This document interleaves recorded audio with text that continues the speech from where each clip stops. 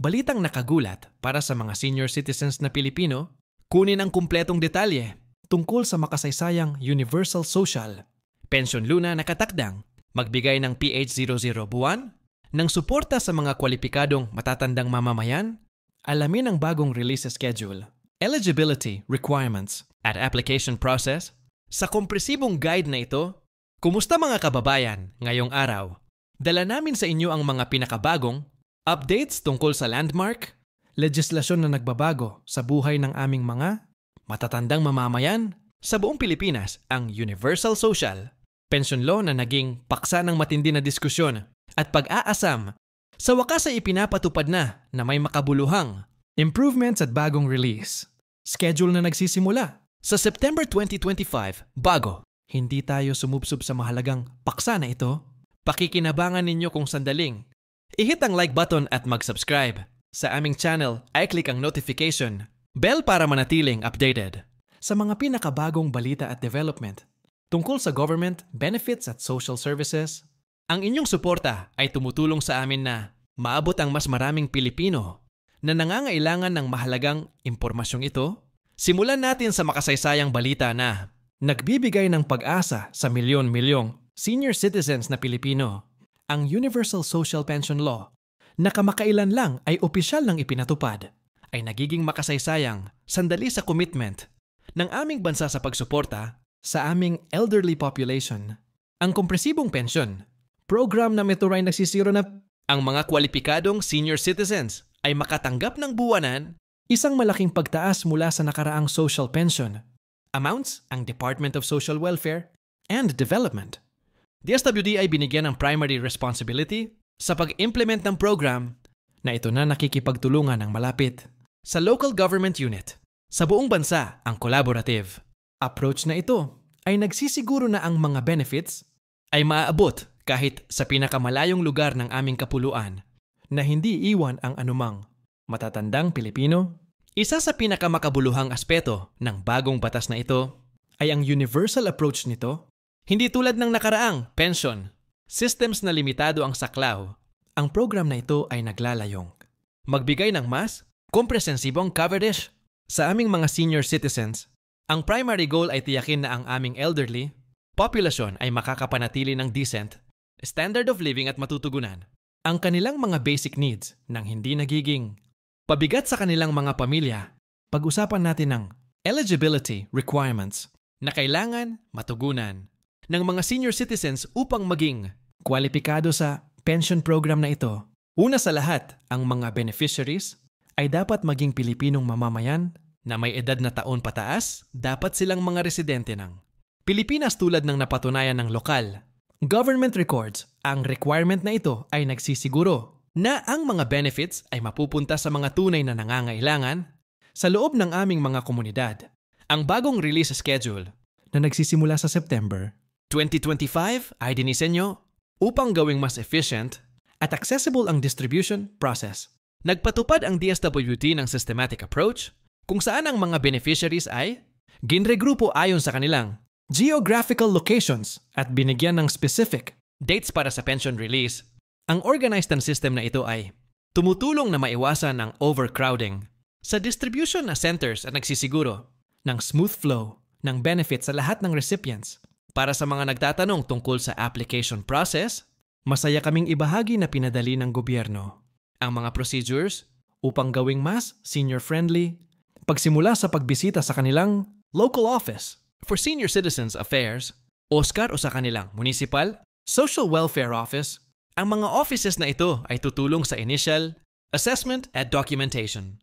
Requirements. Ang required documents ay kasama ang valid government-issued at proof of residency at iba pang supporting papers na maaring kailangan upang ma-establish ang eligible. Ang magandang balita ay pinadali ng gobyerno ang documentation requirements na intindihan ng maraming seniors ang maaaring may limitadong access sa certain document. So, isa sa pinakakahanga-hangang features ng bagong pensyon loan na ito ay ang commitment nito sa transparency at accountability. Nagtayo ang DSWD ng multiple channels para sa monitoring at feedback. Tinitiyak na ang programa ay tumatakbo ng efficiently at umaabot sa intended beneficiaries. Nagtayo ng dedicated hotline para sa mga tanong at concerns, ginagawang mas madali para sa mga seniors or sa kanilang family members na humingi ng assistance kapag kailangan. Ang impaktong Universal Social Pension na ito ay lumalampas pa sa financial support. Kumakatawan ito sa pagkilala ng aming bansa sa valuable contributions na ginawa ng aming matatandang mamamayan sa lipunan sa buong buhay nila o ang pensyon. Program na ito ay paraan ng pagbabalik at pagtitiyak na mabubuhay nila ang kanilang golden years ng may dignidad at security. Ang buwan, ang halaga na, ang juro ay maingat na kinalkula upang magbigay ng meaningful support habang isinasaalang alang ang current economic conditions ang dahil sa sun. Ito'y binakatsuwang sa mga seniors na matak ang kanilang basic needs, kasama na ang pagkain, gamot, at iba pang essential expenses. Para sa maraming matatandang Pilipino na walang ibang sources of income o pensyon, ang suportang ito ay maaaring life-changing na modernized din ang distribution. Ang system upang ma-accommodate ang iba't ibang payment methods, maaaring piliin ng mga beneficiaries na matanggap ang kanilang pensyon sa pamamagitan ng bank accounts, cash cards, direct cash payments, depende sa kung ano ang pinaka-convenient para sa kanila. Ang flexibility na ito ay nagsisiguro na maa-access ng mga seniors ang kanilang benefit sa paraan na pinakaangkop sa kanilang circumstances. Ang mga local government units ay may crucial role sa implementation ng program na ito. Sila ang responsible sa pagpapanatili ng updated records ng mga senior citizens sa kanilang jurisdictions, pagtulong sa verification na process at pagtitiyak na ang distribution system ay tumatakbo ng maayos sa local level. Ang local involvement na ito ay tumutulong na gawing mas responsible ang programa sa specific needs ng bawat komunidad. Nag-incorporate din ang gobyerno ng safeguards upang maiwasan ang fraud at matiyak na ang benefits ay maabot ang rightful beneficiaries. No-lie ang regular monitoring at validation processes at nakikipagtulungan ng DSWD sa ibang government agencies upang cross-check ang information at mapanatili ang integrity ng programa para sa mga senior citizens na physically unable na mag-claim personally ng kanilang ang pension kasama sa batas ang provisions para sa authorized representatives, yang mga representatives na properly documented at verified upang matiyak ang security ng transaction. Yung consideration na ito ay nagpapakita ng commitment ng programa na maging inclusive at accessible sa lahat ng eligible beneficiaries, anuman ang kanilang physical limitations. Ang implementation ng Universal Social Pension law na ito ay lumilika rin ng positive ripple effect sa buong mga komunidad. Kapag may reliable source of income ang mga seniors, nagiging hindi sila masyadong dependent sa kanilang mga pamilya na nagbibigay daan sa household resources na ma-allocate sa ibang mahalagang needs, hindi tulad ng education at healthcare. Para sa mas batang family members, tungkol sa hinaharap, may mga plano ang gobyerno na patuloy na mapabuti at mapalawak ang programa. Isasagawa ang regular assessments upang ma-evaluate ang effectiveness nito at matukoy ang mga lugar para sa enhancement. Ang feedback mula sa beneficiaries at implementing agencies ay crucial sa pag-shape ng future developments ng programa. Nagsimula din ang DSWD ng information campaign upang matiyak na ang lahat ng eligible seniors ay may kamalayan sa benefit na ito at alam kung paano ito ma-access. Ginagamit ang iba't ibang communication na channels kasama na ang traditional media, social media at community-based. Ang information dissemination upang maabot ang maraming potential beneficiaries hanggang sa posible. Para sa mga seniors na kasalukuyang tumatanggap ng ibang government benefits, mahalagang tandaan na ang Universal Social Pension na ito ay dinisenyo upang mag-complement, hindi mag-replace sa existing support systems. Ang layunin ay magbigay ng comprehensive support na tumutugunan sa iba't ibang aspeto ng needs ng mga senior citizens. Ang bagong release schedule na nagsisimula sa September 2025 ay maingat na naaplano upang matiyak ang smooth implementation. Isinasaalang alang ng schedule ang ibang-ibang factors tulad ng geographical distribution ng mga beneficiaries, ang capacity ng distribution centers, at ang availability ng personal na tutulong sa proseso. Habang tinapos namin ang detalyadong overview na ito ng Universal Social Pension Law, gusto namin ipaalala sa lahat na ang program na ito ay kumakatawan sa malaking hakbang pasulong sa social protection, initiatives ng aming bansa.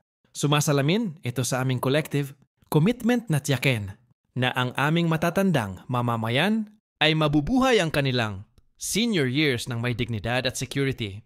Para sa mga may matatandang family members na maaaring eligible sa pensyon na ito, hinihikayat namin kayong tulungan silang makakuha ng kinakailangang documents at tulungan sila sa application process. Tandaan ang benefit na ito ay karapatan nila at ang pag-access dito ay hindi dapat maging pabigat. Kung nakatulong sa inyo ang impormasyong ito, paki-highlight ang video na ito at mag-subscribe sa aming channel. I-share ang video na ito sa inyong mga kaibigan at pamilya na maaaring makinabang sa impormasyong ito. Ang inyong suporta ay tumutulong sa amin na magpatuloy sa pagbibigay ng valuable updates tungkol sa government, programs, at benefits na mahalaga sa lahat ng Pilipino. Salamat sa panonood at tandaan na mag-stay tuned para sa mas maraming updates tungkol dito at sa ibang mahalagang government programs.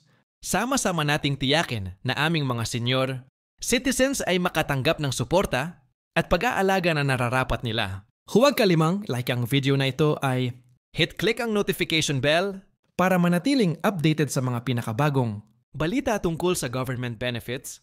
At social services, i-share ang video na ito sa inyong pamilya at mga kaibigan na may mga senior citizens sa bahay. Ang inyong suporta ay tumutulong sa amin na maabot ang mas maraming Pilipino na nangangailangan ng mahalagang impormasyong ito. Mag-iwan ang inyong mga tanong sa comment sa baba at gagawin namin ang aming best na tulungan kayong maintindihan ang bagong pensyon program na ito ng mas mabuti.